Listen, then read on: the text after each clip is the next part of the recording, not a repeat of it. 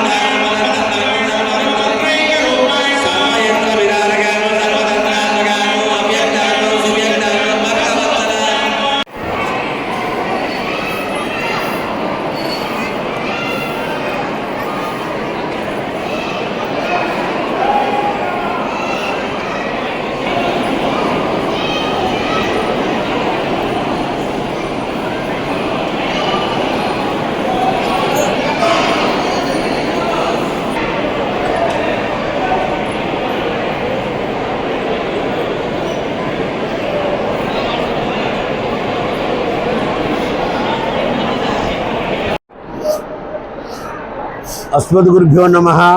श्रीमते रामानुजाय नमः। श्री यादाद्रीशाय नमः। श्री यादाद्री लक्ष्मीनरसिंह महाप्रभुల వారి దివ్యమైన సన్నిధానంలో అత్యంత వైభవపేతంగా తొలి ఏకాదశి పర్వదినాన్ని పురస్కరించుకొని స్వామివారికి సపాదాత్మకంగా లక్ష పుష్పార్చన పూజా కైంకర్యం మహావైభవపేతంగా నిర్వహణ జరిగింది. లక్ష పుష్పార్చన లక్ష నామం జరుగుతుంది. లక్షల కొద్ది పుష్పాలతో స్వామివారికి పూజించడం జరిగింది. శాంతి పుష్పం, దయా పుష్పం, పుష్పం ఇంద్రియ నిగ్రహం, చెట్లకు పూసిన పూలే కాకుండా మన హృదయానికి పూసినటువంటి పూలతో స్వామివారికి లక్ష రెట్లుగా నామం జపిస్తూ స్వామివారిని అర్పించడం జరిగింది. ఇది సర్వశాంతిదాయకమైనటువంటిది, సకల ఐశ్వర్య ప్రదానానికి సంబంధించినటువంటిది ఈ లక్ష పుష్పార్చన. మరి ఈరోజు మహాపర్వదినం, తొలి ఏకాదశి పండుగ. తొలి ఏకాదశి అంటే సహజంగా మనకి ఉగాది తొలి పండుగ అవుతుంది.